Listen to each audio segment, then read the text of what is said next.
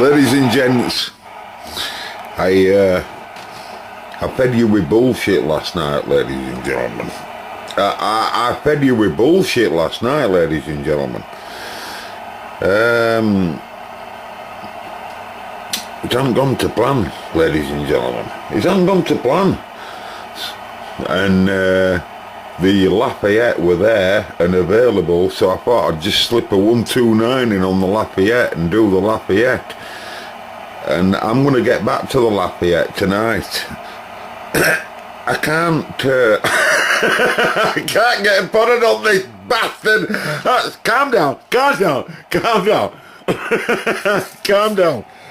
Now then, I've missed the capacitor off. But basically I put it all back together, as you can see, but there's a cap there that goes between this ground here on the right to that, and I've missed him off, but he's only for isolation, but it don't make any difference. I've had him across and the problem is still the same. Come closer, come closer. Now I've got it all back together, and that's the second time I've put that PA in. Yes, the second time. I haven't cleaned it up yet again, but it's been in twice. So I've had it all screwed up and all looking nice and sexy in there, and then I pulled it back out again, just the final, because I thought the final were to blame. But ladies and gents, it doesn't work. It don't work, folks, it don't work. It's producing just short of 1 watt.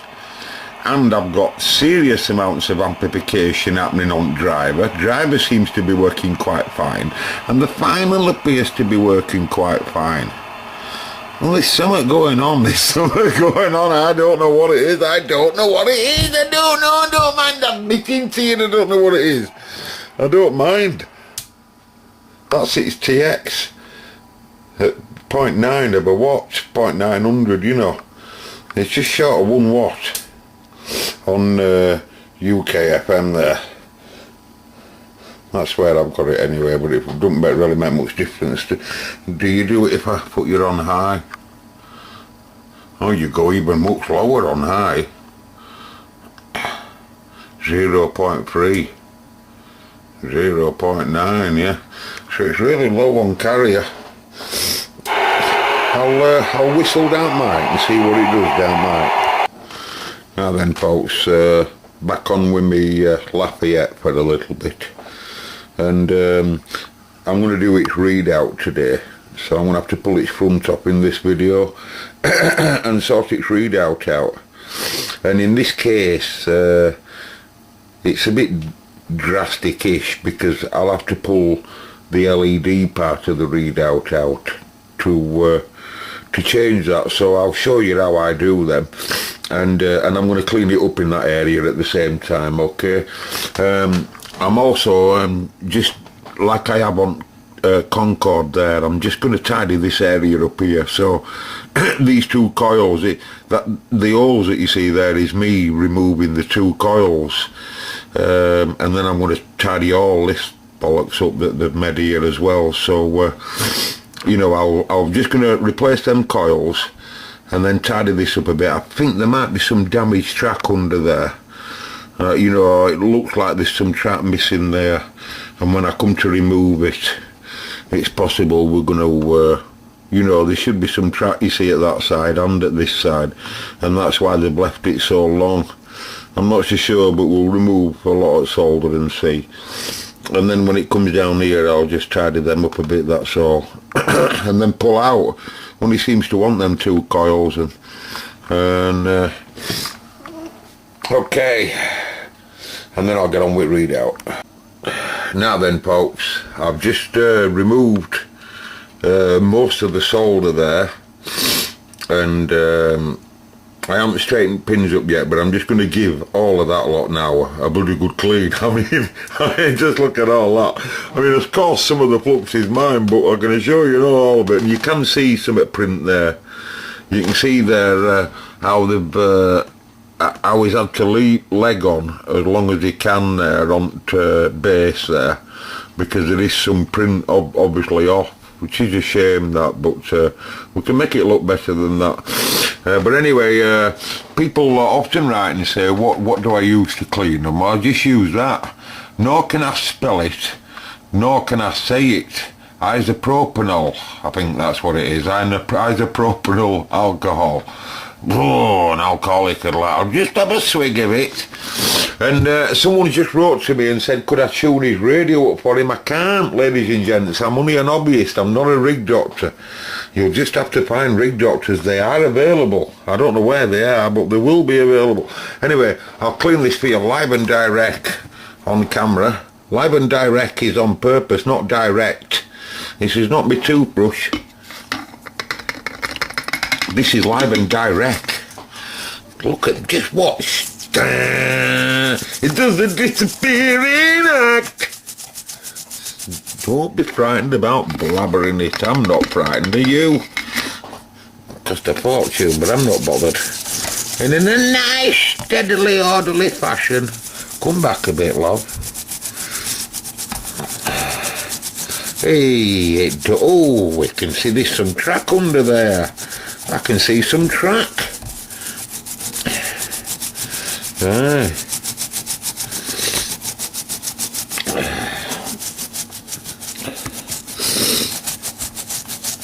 Oh, what?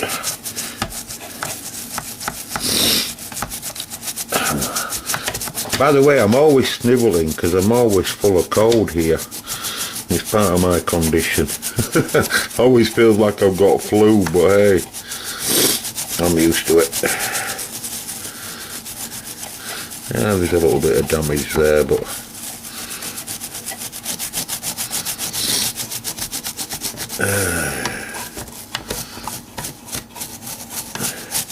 you might as well wash your underpants at the same time as your vest.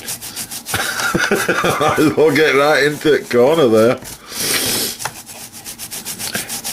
Right, well, doesn't that look a whole different, doesn't that look a whole lot different just at that? Now we can even see where track goes and everything now.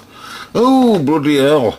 Well, let me just get them coils back in and I'll straighten these pins up. I'm just going to cut this emitter down so that the emitter is the same length as what the, the base. I'll cut the base down so that the base there on the top is at the same length as the emitter there, and it won't look so bad then. Okay, stand by!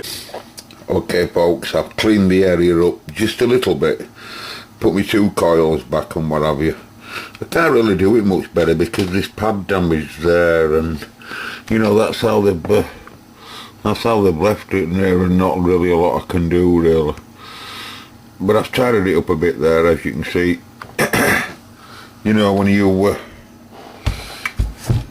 you know, there's that little bit of damage that they've done here. Can you see it there? A little bit of scratch damage.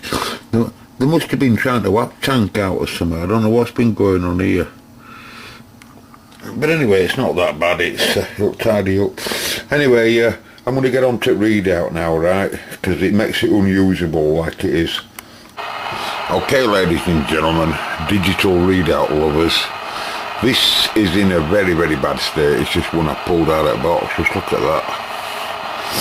But beside the point, it's a very, it might not be identical to this, but it's very similar. But the point is, in this radio, it's got 2 main problems. As you can see, if you look at the 2, there's a segment on the bottom right missing. Right, so it doesn't make that segment. Right, only has to make 1. Sorry, you know, that'll be number 10 there. 9, 10, 11, 12, 13, 14, 15, 16, 17, 18, 19, 20. Are you with me? But actually, in effect, there's only 1 segment missing on that readout, and that's that one that's there at top of my nail. The other one is just because that wire's broken off there, and that wire there, it'll be robbing the units and stopping its units from coming on, I'll bet you.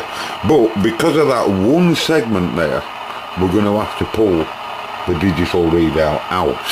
Right, now in this model we can attack that on two different ways. We can either A, unsolder the channel selector here, right where he's connected his program input pins for his prom, or I'd rather leave them alone. I don't have the paperwork at all for them, of course. That were his prom, so rather than mess with his prom and seeing as it's working spot on, what I'll do is I'll take the top part off.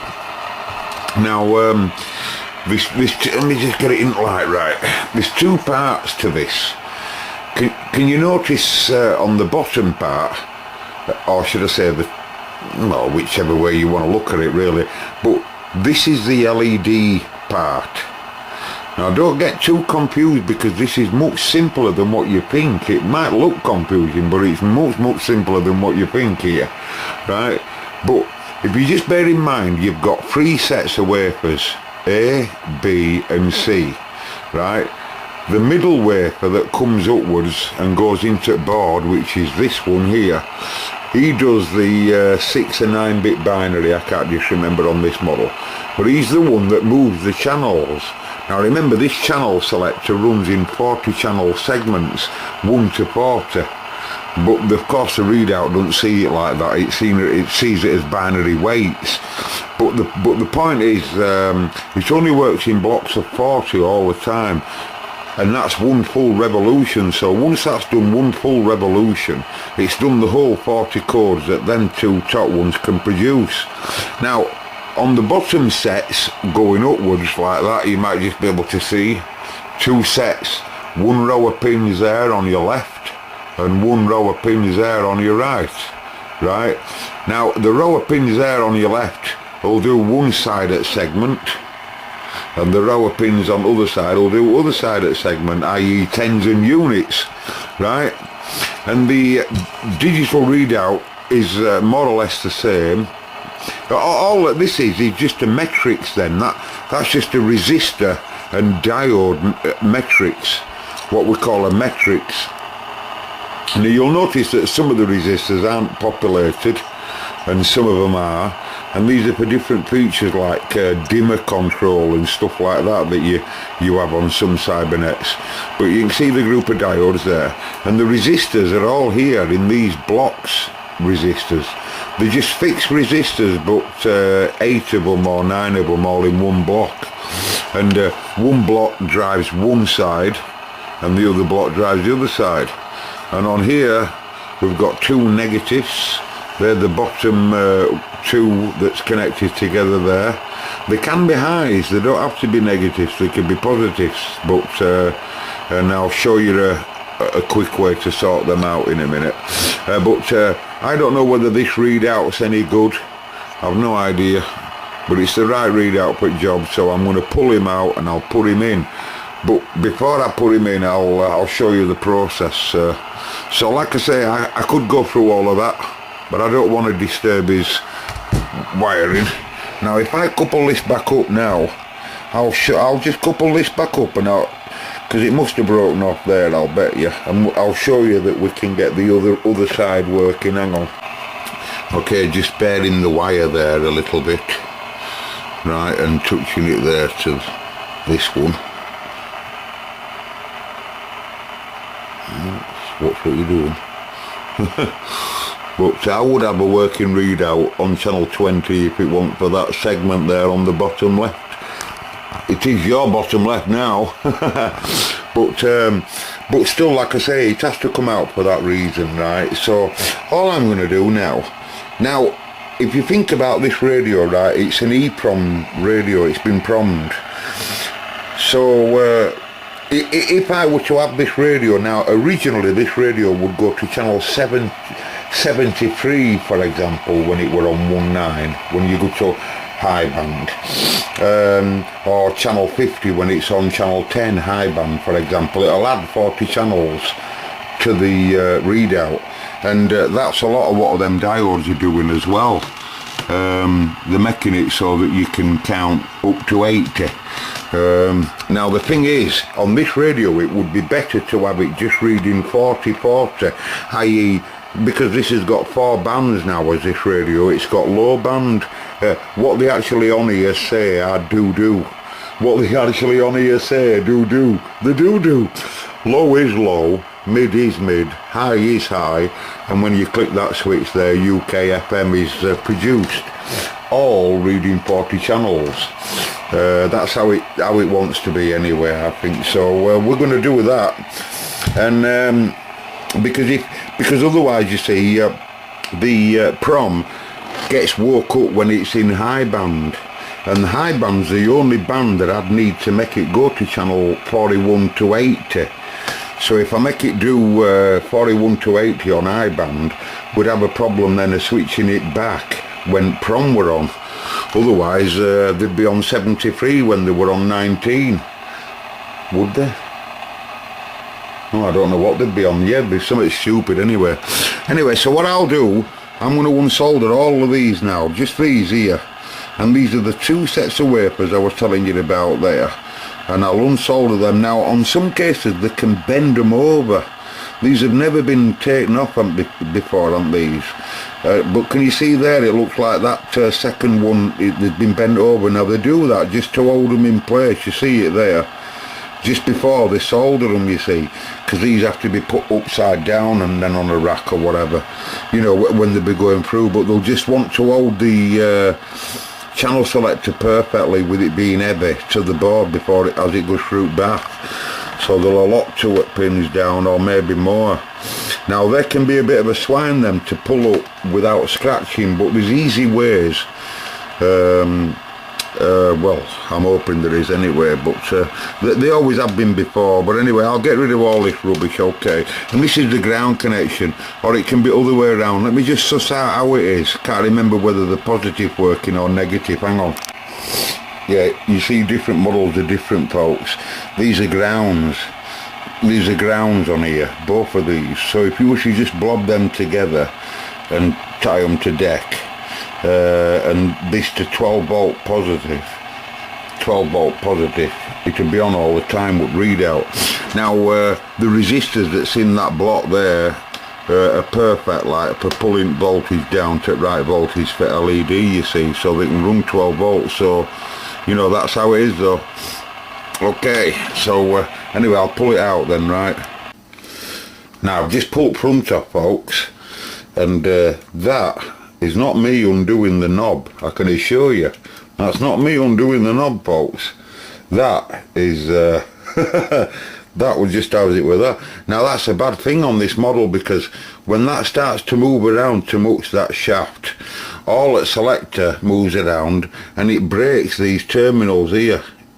It directly breaks them. They're very common for breaking, and then the losing channels then, you know, intermittently losing channels.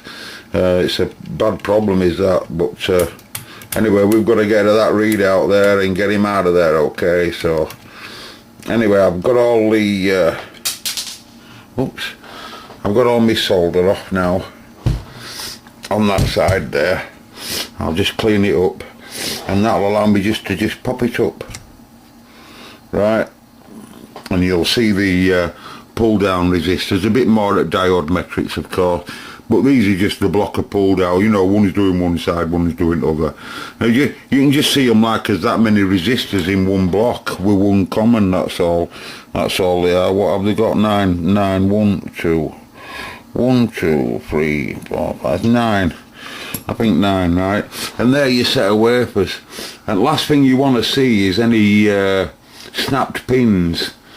You might be able to see them if I go like that, you know. You don't want to see any snapped pins, so be very careful when you're taking them off. You don't want to break a pin, because it's crucial, innit? So, right, I'll just get that cleaned up, and we've got to get that right out down there, you see. So, I'll show you the best way to go. Okay, so as you pull your front apart, remember you can't alter the horizontalness of your shaft. So, you know, and you want to preserve the horizontalness, of course, because otherwise you're bending pins there.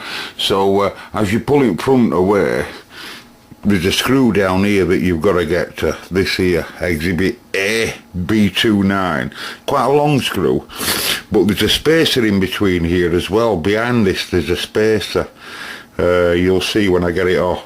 And you've this nut to take off as well.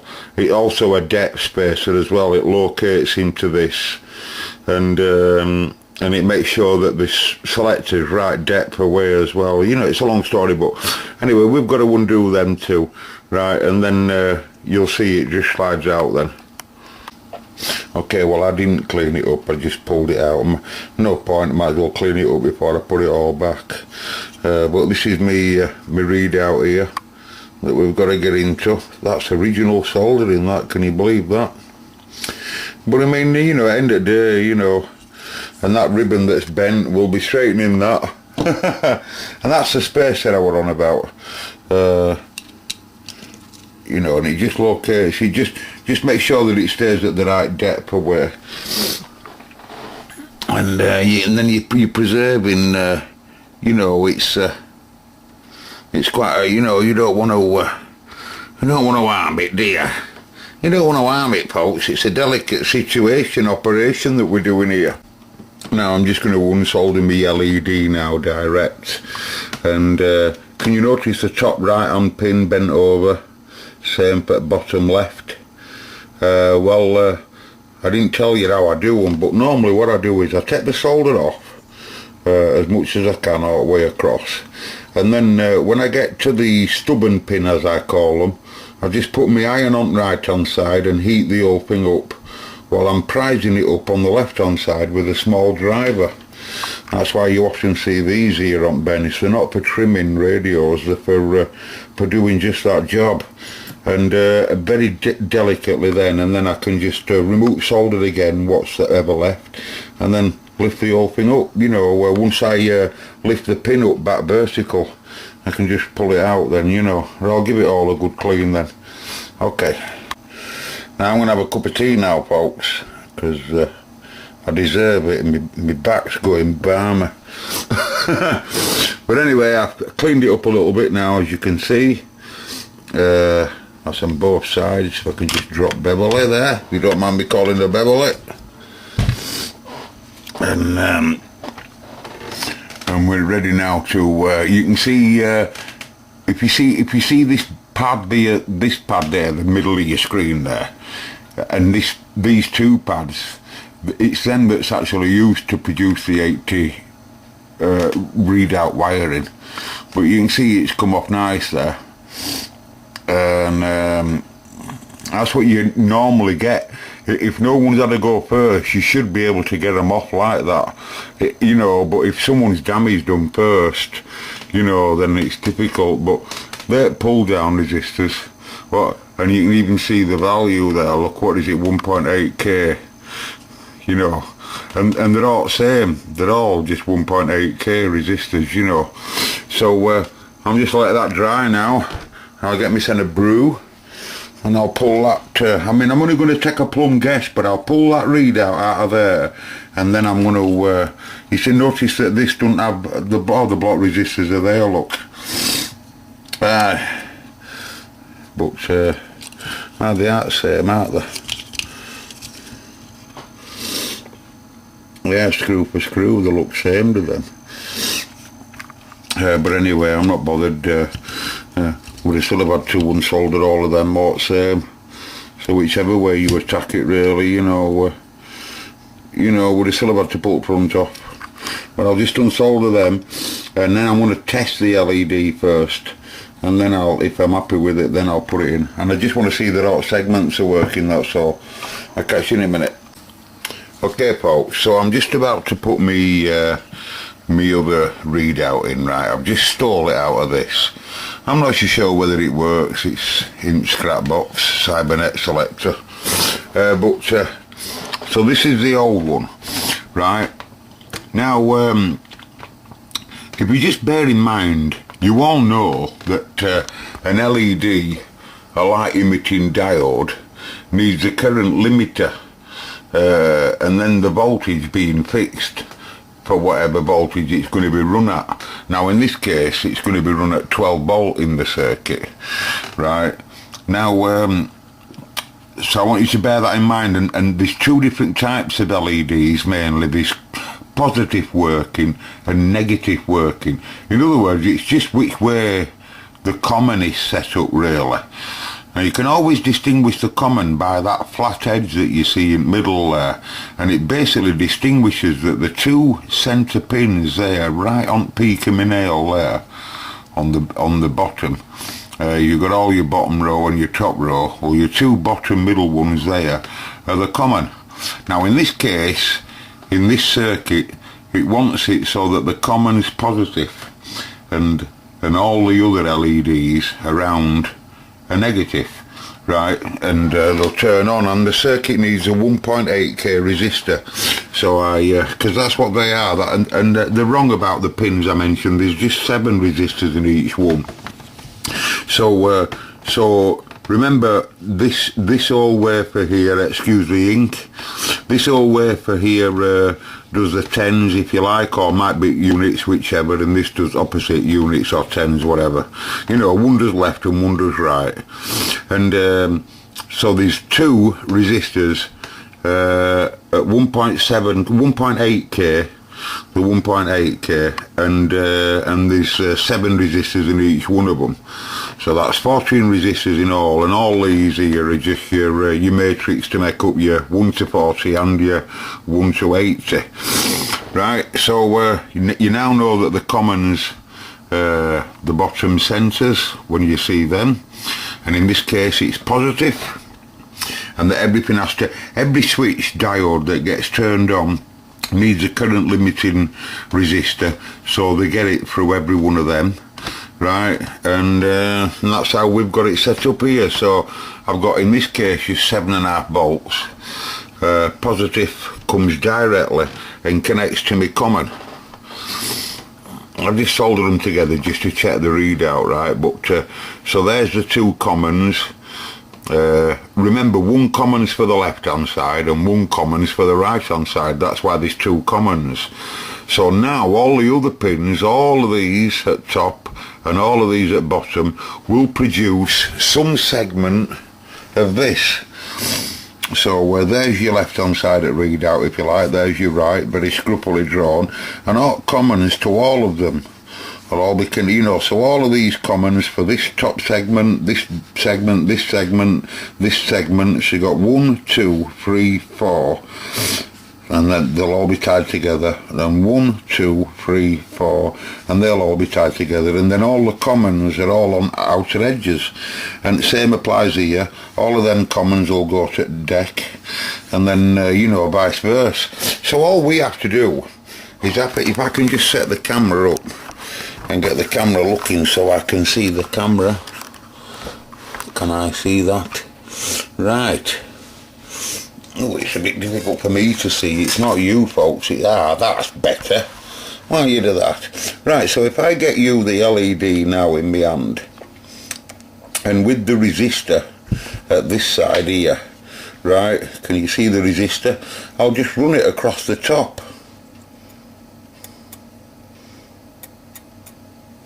You can't see it, can you?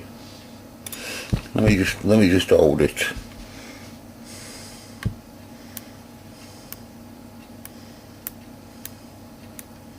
Can you see all different digits changing?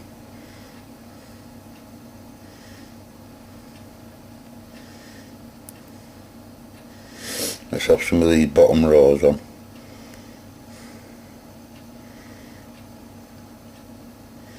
I want to be careful, I don't want to touch the other side. But anyway, that's all I'll do. I'll just go through all of them like that until I'm happy that all the segments in all left and right hand side are working, and then I'll put it in. It's as simple as that, ladies and gents. It's not rocket science, is it? You know you think about it. Okay, ready for assembly, and you should always leave your mark. Now you see the bottom square there, that's telling you where the commons want to go, okay? And so you know, you can clearly see. You've got to leave your mark, haven't you folks? Who's going to see that again? Who's going to see that again? No one's going to see it folks, but you've left your mark, haven't you? You know what I mean? Right folks, I've got my LED in now. Just give it a bit of a clean, and then what I'll do then is I'll fit all the what they call it in, you know. But they don't look so bad to them, do they? And I'll just give it a clean up and fit all that lot there. Okay folks, just about to screw it back now. Notice I've left the nut off. I've got the spacer in that's underneath there. You won't be able to see it though, but there is a spacer down there up middle of that, and that's in place just to make sure that the readout comes up dead flush and square, you know, to face. Anyway, cut long story short, so as it stands like that now, that'll be the last time you see it. But if you don't do it like that, you know, you're only gonna scratch it all, like trying to get down to LED from this handle like that. You know, it'd be, you know, you're gonna make it look rough, are you really? And it's delicate with this ribbon going here, so I thought that'd be the easiest way. Now, another thing that I like to do here at this point is, because I've straightened this feeder here, this you know, this ribbon cable, chances are as I close that down it won't match up to that, and if you miss one pin out it won't work. So what I like to do is get me flat bladed pliers and make sure that they're flush and in a line, you know, and ready for top to come down, you know. And it's a bit of a job because there can be a bit of a swine when there's so many to locate, but you can clearly see there that there's one pin that's a bit skew whipped. Well, any one of them, and if you just ignore it and then press it down, it just bends it, you know, obviously, and you know, if you miss one off, you know, you're gonna have problems. Do you know, folks, that was just straightforward. I've had some of them, I'm not joking, it will literally just straighten that pin up there that were a bit skew whiffed here, and then line it up with my eye and just drop it straight down. But sometimes they take 3 minutes, I tell you. I notice I've bent this front pin here, and that's because this works a bit like a spring-loaded effect, and sometimes it can pop back up again and you've got it all to do again, and I've had it, so and that's why they'll have done it as well. So I've bent that pin down there in horizontal corner, you know, and now just ready to solder up then. But I'm going to have a brew now, folks. But now, the reason why I started now is because now that's sat down in situ, now's a good time to tighten the lug up, right? Because then it's, you know, if you tighten it up after, you know, you're not moving that then, are you? That gets soldered once it's in position, and all these are all tightened up as well, right? And that'll be tightened now, and then I'll solder it. Are you with me? Right folks, got my selector back in now. Now notice that I've left these two wires off. These two wires are the wires that used to command it, to tell it to go 40 channel readout and 80 channel readout, and we won't be using these no more, and it'll just keep to 40/40. So because of that, we can give that's a positive, continuous positive to the band, direct positive now to the common of the LEDs, and this negative now ties both of them blobs, if you like, together, making it now so that now it drives in a 40 channel state basically.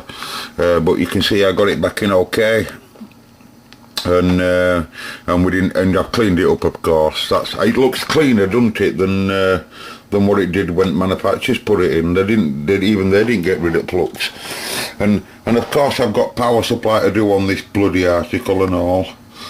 Another diode that's been put in down there. Bloody hell, look at that. But it's common, you know, you do loads of them on Cybernets. But anyway, so I'll get rid of these. These only go to the band switch, and there's a wafer on there. One part of it switching crystals around, positive, and other part of it switching this around, you know, that's all. But anyway, I've got all this now all nice and secure now, so wake up. I've got no going into it at all. I'm just working on readout, you know, but you can see we're sorted now. And whether I go to EEPROM or not, it won't make the difference. It'll just stay, you know, 40-40. Sexy that, folks, isn't it? And don't you think that's an easy idea, just using a resistor to check the whole, every one of them segments there, you know, just before you pop it in? You know, it's that's what I do anyway. I just use a resistor. Now the resistor that I'm using here, 1.8k, it just matches up with that block of resistors that they're using. But remember, folks, the positive that I'm using there on that common might be different in your radio. Check your manual, because some use negative common, some use positive, and some use all different resistors because they don't, you know, you don't know what voltage it's run on. In this case it's 12 volt, but some of them run on 8 volt, you see, so obviously everything changes. Okay, but I won't pop front back on this video, I'll pop it back on another video, because I'm going to clean this front right up, it's filthy. And I'll post this video to you. It's really grubby, you can see how grubby it is, you know. And I mean, it don't look nice, I grant you, but I can get it to look a bit better if I give it a clean. I'll clean my PA up a little bit, as you can see. Right, and like I said, there is a bit of damage. I can't help it, lads. I can't. If it's already there like that, I could do with some green paint, you know, that matches that. You know, that's them that scratched it all. But I've got it a bit tidier. I put them coils in and what have you. And it's working a treat, or it just seems to want to set up now. But I'm happy at that. At least now we can use it now, can't we? At least we can use it now, folks. Hot switches appear to do what they need to do, what normally. It just seems to want a bit of a setup now. I'm just going to give the rest of it a clean and I'll take it from there. That's alright, is that? Yeah, that's alright, that don't look so bad. We don't look too bad, folks. You've got to get a good bit of solder on here if you're making a good wire connection. We don't want that to break off at all. And we're only using, like I say, just two wires now, so you know, it's nice, love. It's kept the integrity of the machine. Okay, next time I'll see you all.